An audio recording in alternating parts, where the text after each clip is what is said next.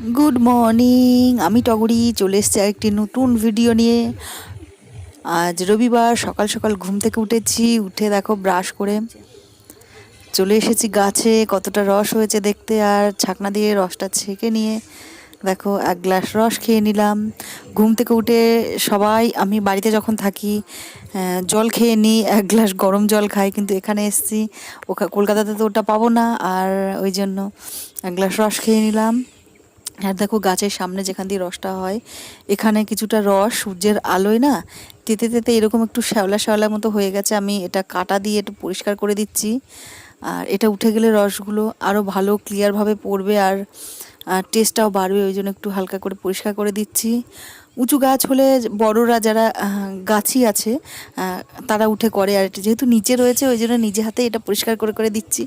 এরকম সৌভাগ্য তো কখনো হবে না, তাই। আর দেখো ভীষণ একটা রোদ ঝলমলে সুন্দর একটা সকাল, দেখলে পরেও মনটা ভরে যায়। আর আগে অনেক বেশি কুয়াশা পড়তো, কিন্তু এখন না বাড়িতে এসছি এতদিন হলো, একদিনও সেভাবে কুয়াশা দেখি না। আমি ভেবেছিলাম তোমাদের দেখাবো। দেখো রসটা খেয়ে পিছন দিকে মাঠের জমিতে কাকা এসছে কাজ করতে, আর দেখো ডান দিকে যেটা দিচ্ছে সেটা হলো মটরশুঁটি গাছ, যেটা আমরা ঘুগনির মটর খাই বা খাবারে যে কাঁচা মটরটা খাই সেটা। গাছগুলো খুব একটা বেশি বড় হয়নি, তাই এরকম ফাঁকা ফাঁকা লাগছে। আর এর পাশে কাকা লাগিয়েছে পুঁই শাক আর লাল শাকের দানা দিয়েছে, কিছু কিছু বেরিয়েছে, কিছু কিছু বেরোয়নি। আর এটার মাঝে মাঝে ঘাস আছে, সেগুলো তুলছে, আর মাঝে মাঝে একটু খুঁড়িয়ে দিচ্ছে যাতে সূর্যের আলো অক্সিজেনটা ভালো মতো পৌঁছাতে পারে, আর গাছ সেটাকে অ্যাবজর্ব করতে পারে তার জন্য। আর কাকা দেখো অনেক সকাল থেকে কাজ করছিল, এখন প্রায় 9:30 বাজে। আর কাকি রুটি করেছে, রুটি আর গুড় নিয়ে এসছে, সঙ্গে কিছুটা ভাতও এনেছে, যেটা খাবে খাবে। তো কাকা খাচ্ছে, কাকি পাশে দাঁড়িয়ে আছে, রোদটা তাপাচ্ছে, দেখতেই পাচ্ছে। আগে ছোটবেলাতে যখন দাদু মাঠে যেত আমার ভীষণ ভালো লাগতো, দাদুর জন্য খাবার যখন নিয়ে যেত আমিও বলতো আমার জন্য পাঠিয়ে দাও, আমিও গিয়ে মাঠে বসে খেতাম। বেশ একটা পিকনিক পিকনিক ফিলিংস হয়, তাই না? আমার তো খুব ভালো লাগে। আমার হাজব্যান্ডের আসে যখন বলে আমাকে মুড়ি নিয়ে চলো, আমি মাঠে গিয়ে মুড়ি দিয়ে কাঁচা লঙ্কা দিয়ে খাবো। আমরা অনেকবার খেয়েওছি, ভীষণ মজা লাগে। আর ওই দেখো পিছন দিকটা, ওই দিকটা মাঠ। কাকা খেয়ে দিয়ে এবার গাছের গোড়াগুলো একটু খুঁচিয়ে খুঁচিয়ে দিচ্ছে, যে কতটা কি হয়। দেখো অনেকটা তুলছি, এটাই হলো আমাদের ফ্যামিলি, কিভাবে কি হয় দেখাতেই পাচ্ছে। আর এত সুন্দর করে, এত ভালো পরিশ্রম করে সোনার ফসল যেগুলো আমরা উৎপন্ন করি, দেখে ভালো লাগবে। এই যে মটর গাছগুলো আমি একটু কাছে এসে ভিডিওগুলো তুলছি, দেখো কিছু কিছু গাছে ফুল এসে গেছে, তবে গাছগুলো কোয়ালিটি এবার খুব একটা ভালো হয়নি। কি বলো তো, লকডাউন লকডাউন করে নানান জায়গায় বন্দি ছিল, আর লকডাউন আমপানে আমাদের প্রচুর ফসলের ক্ষতি হয়েছে। তো ওই জন্য সেভাবে আর অত কিছু ভ্যারাইটিস করতে পারিনি। যেমন তোমাদের আমি বললাম আমাদের ফুল চাষ ছিল, ফুলগুলো তো করাই হয়নি, চারা আনা হয়নি। আর এই দেখো এবার আমি যাচ্ছি আর আরেকটু দূরে, একটু মাঠে। এখানে আমার ঠাম্মি, আমার মেজো কাকা, এখানে দেখো যেতে যেতে দেখা এই জমিটা দেখাচ্ছি, যে মাঝে মাঝে লাল শাক আর সাইডে লাইন করে এগুলো হলো টমেটো গাছ, সবে সবে ফুল আসছে। আর এই যে সামনে ফাঁকা ফাঁকা জমিগুলো দেখছো, এগুলো ফাঁকা নয়, এখানে কিছু কিছু চারা রোপণ করেছে, এখন হয়তো বেরোয়নি, দেখতে পাচ্ছ খুব সুন্দর করে তার লাইন করে রেখেছে। আর এইটা দেখো বঙ্কিম কাকাদের লঙ্কার জমি, ছোট ছোট গাছ, বাট লঙ্কা হয়েছে অনেকটা, সবে ওটা শুরু করেছে, একবার বা দুবার তুলে মাঠে বিক্রি করেছে। আর পিছনে এই যে ওইটা দেখতে পাচ্ছ, ওটা হলো চালতা গাছ। আর তোমরা গাছগুলো অনেকটা চেনো না, তাই আমি সেটা দেখানোর চেষ্টা করছি।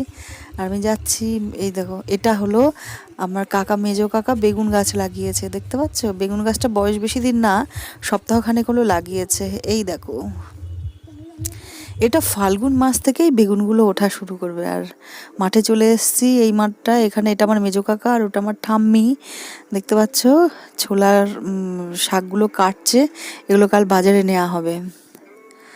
আর আমার হাজব্যান্ডও অনেকবার ভিডিও কল করে করে দেখলো কে কী করছে, ওর খুব দেখতে ভালো লাগে। কাকা দেখো অনেক বসে বসে বসে বসে এই এটাও অনেকটা ভাগ ভাগ করা আছে, লাইন লাইন। একটা লাইন 1.5 লাইন আজকে কাটবে, বাকিটা আবার 2 দিন পরে কাটবে।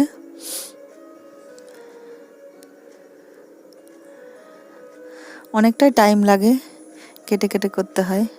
আর এগুলো কেজি হিসাবে বিক্রি করে, দেখতেই পাচ্ছ।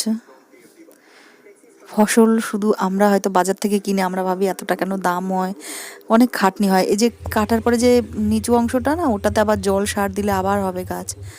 আর জমিটার সাইডে আগে কপি লাগানো ছিল, দেখো একটা দুটো স্যাম্পেল এখনো আছে।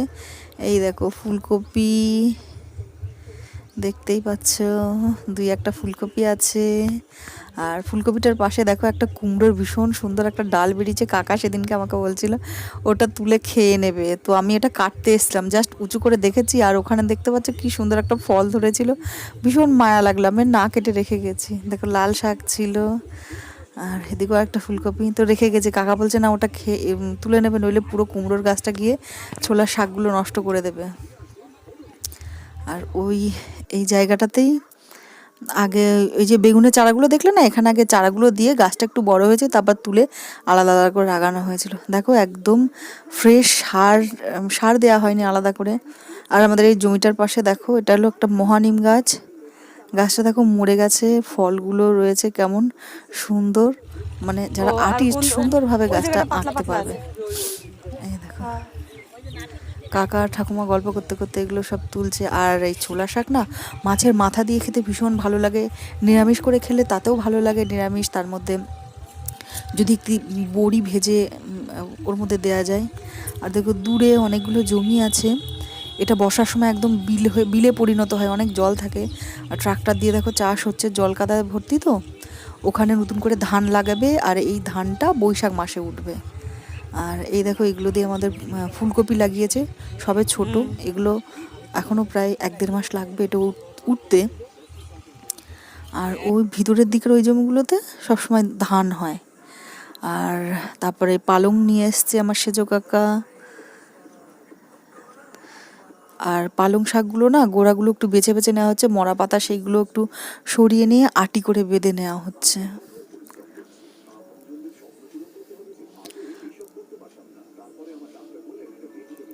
তারপর এগুলো আটি আটি করে নেওয়া হচ্ছে, কালকে সকালবেলা এগুলো সমস্তটা বাজারে পাঠিয়ে দেবে।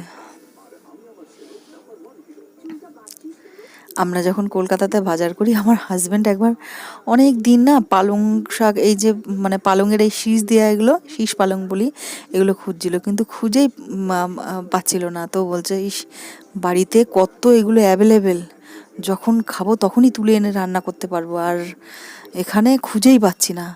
মানে পালং শাক পেয়েছিল পাতা পাতা, কিন্তু এই শীষ দেওয়াগুলো খাবে ওটাই পাচ্ছিল না। দেখো এগুলো আটি করে জল দিয়ে ভিজিয়ে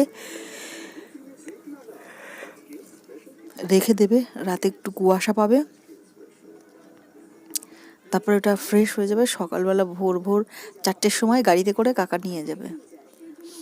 এই দেখো এই দিকটা বেছে বেছে রাখছে, পরে এটাকে আটি করে রাখবে, তারপর কাকি সেটাকে ধুয়ে রাখবে। আগে আমাদের জমিতে আরও অনেক রকম ভ্যারাইটিস কিছু থাকতো, তোমাদের বলি ভিডিওটা স্কিপ না করে পুরোটা দেখো। আর তোমরা যারা শহরে থাকো সকলের জন্য বলছি যে অনেক কিছু তোমরা খাও যেগুলো কেমন গাছ কেমন কি এটা জানো না, তো আজ আমি সেসবগুলোই দেখাবো। দেখো একটু বেখেয়াল হয়েছে, ছাগলটা এসে খাওয়া শুরু করে দিয়েছে। এগুলোই হয় জানো তো, একটু মানে এদিক ওদিক গেলে পরে ছাগলটা যে ঠাকুমা টেনে নিয়ে যাচ্ছে, দড়িটা হয়তো খুলে গেছিলো কোনো কারণে। তো তোমাদের সেই সমস্ত গাছগুলো দেখাবো, আর দেখে তোমাদেরও ভীষণ ভালো লাগবে। এই দেখো কাকিমা একটা কাজে গেছে, আর ঠাকুমাও সেগুলো বেছে বেছে দিচ্ছে, তাড়াতাড়ি হবে।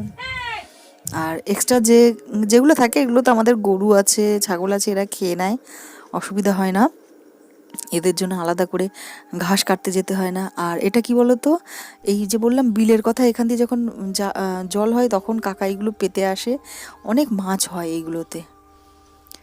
আর আরও একটা জিনিস দেখাই, দেখো এইগুলোকে আমাদের স্থানীয় ভাষায় বলে ছিটকি।